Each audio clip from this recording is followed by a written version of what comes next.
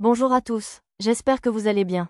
Aujourd'hui, on va parler d'un sujet important, surtout avec les beaux jours qui arrivent. Pourquoi il vaut mieux éviter de trop s'exposer au soleil? Je précise tout de suite, je ne suis pas médecin. Je vous partage ici des informations simples et utiles pour vous aider à mieux comprendre les risques liés au soleil, et pourquoi il faut faire attention. On pense souvent que le soleil, c'est bon pour la santé, pour le moral, pour la vitamine D, et c'est vrai. Mais s'exposer trop longtemps, ou sans protection, peut avoir des conséquences sérieuses. Alors, on va voir ensemble tout ça, tranquillement. Alors c'est vrai, le soleil, on l'aime bien. Il est associé aux vacances, à la plage, aux moments joyeux, à la détente. Il booste notre morale, il nous aide à produire de la vitamine D, et il nous réchauffe le cœur autant que le corps. Mais derrière cette belle image dorée, il y a aussi des risques réels, qu'on a parfois tendance à sous-estimer ou à oublier. Et aujourd'hui, je vous propose de voir ensemble 10 raisons, peut-être même un peu plus, de ne pas s'exposer au soleil, ou en tout cas, de ne pas le faire n'importe comment. Alors la première raison, c'est la plus grave, mais aussi la plus connue, le risque de développer un cancer de la peau. Quand on parle d'exposition solaire, on pense tout de suite au mélanome, cette forme particulièrement dangereuse de cancer cutané.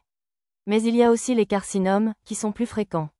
Ce qu'il faut savoir, c'est que les UV du soleil, en particulier les UVB, peuvent endommager l'ADN de nos cellules.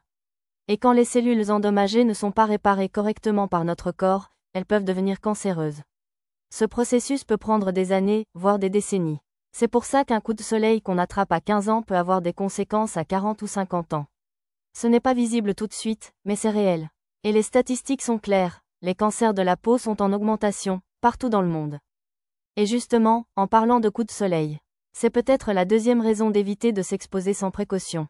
Un coup de soleil, ce n'est pas juste une peau qui devient rouge ou qui pèle. C'est une brûlure, oui, une vraie brûlure, causée par les rayons UV. Et quand on y pense, c'est un peu effrayant. On accepte facilement de brûler notre peau pour quelques heures de bronzage. Mais à quel prix? Une peau brûlée, c'est une peau qui souffre, qui se défend, qui s'abîme. Et plus on accumule ces coups de soleil, plus la peau vieillit vite, et plus elle augmente ses risques de dysfonctionnement, y compris des cancers. D'ailleurs, parlons de ce vieillissement prématuré. Beaucoup de gens veulent une belle peau, jaune, lisse, éclatante. Mais sans se rendre compte que le soleil est l'un des plus grands ennemis de la jeunesse de la peau. Les rayons UV détruisent petit à petit le collagène et l'élastine, deux composants essentiels qui assurent la fermeté et la souplesse de la peau. Résultat, rides plus précoces, relâchement cutané, teint terne, pores dilatés, taches brunes. On appelle ça le photovieillissement. Et contrairement aux rides naturelles liées à l'âge, celles provoquées par le soleil sont souvent plus marquées, plus profondes et plus difficiles à atténuer. Et justement, en parlant de taches brunes, voilà une autre bonne raison d'éviter les expositions excessives. Les fameuses taches pigmentaires, qui apparaissent souvent sur le visage, les mains, le décolleté, sont souvent causées ou aggravées par le soleil. La peau, pour se protéger, produit plus de mélanine, ce qui provoque ces petites zones brunes. Et même si elles ne sont pas dangereuses en soi, elles peuvent être très gênantes esthétiquement, et parfois difficiles à faire disparaître sans traitement spécifique. Encore une fois, mieux vaut prévenir que guérir. Mais ce que beaucoup de gens ignorent, c'est que le soleil ne s'attaque pas seulement à la peau, il peut aussi faire des dégâts aux yeux.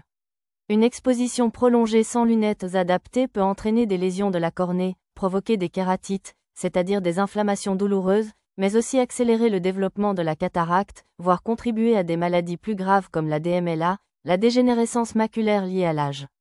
Et là encore, les dommages sont souvent irréversibles. Donc non, porter des lunettes de soleil ce n'est pas juste un accessoire de mode, c'est une vraie protection. Et puis, on a tous déjà entendu parler des insolations. Ce n'est pas un mythe. Une insolation, c'est quand le corps n'arrive plus à réguler sa température à cause de la chaleur, surtout en cas d'exposition prolongée et directe au soleil. Ça peut provoquer de la fièvre, des maux de tête très forts, des nausées, de la fatigue extrême, voire même une perte de connaissance. Et c'est particulièrement dangereux chez les enfants, les personnes âgées ou les personnes déjà fragiles. Dans certains cas, ça peut même nécessiter une hospitalisation. Le soleil peut aussi interagir avec certains médicaments. Et ça, on n'y pense pas assez. Certains traitements rendent la peau photosensible, c'est-à-dire plus réactive aux UV. Résultat, des rougeurs, des éruptions cutanées, parfois même des brûlures graves. Simplement après une courte exposition. Donc si vous prenez un traitement, même temporaire, pensez à lire la notice ou demandez conseil à votre pharmacien. C'est une précaution toute simple, mais vraiment essentielle. Il y a aussi un autre effet plus sournois, le bronzage lui-même. On associe souvent peau bronzée à bonne santé, à beauté, à vitalité.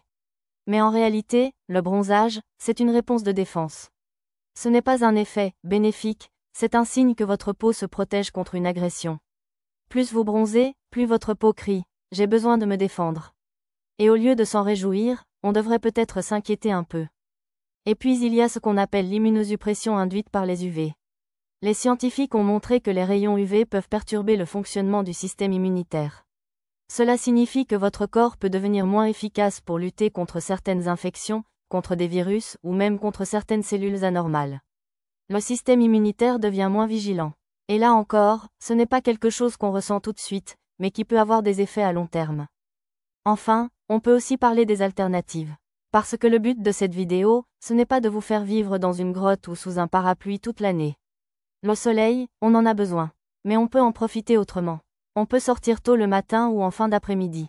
On peut porter des vêtements légers mais couvrants, utiliser des parasols, rester à l'ombre, appliquer de la crème solaire avec un indice élevé, porter un chapeau à large bord, protéger ses yeux avec de bonnes lunettes. Il existe plein de moyens de profiter du plein air sans mettre sa santé en danger. Et voilà, on a fait le tour des principales raisons de ne pas s'exposer au soleil n'importe comment. J'espère que cette vidéo vous a été utile et qu'elle vous a permis de mieux comprendre les dangers auxquels on ne pense pas toujours. Si ça vous a plu, n'hésitez pas à mettre un petit like, à vous abonner si ce n'est pas encore fait, et à partager la vidéo autour de vous. Merci vraiment d'avoir regardé jusqu'au bout, ça me fait super plaisir. Prenez soin de vous, et à très bientôt pour une nouvelle vidéo.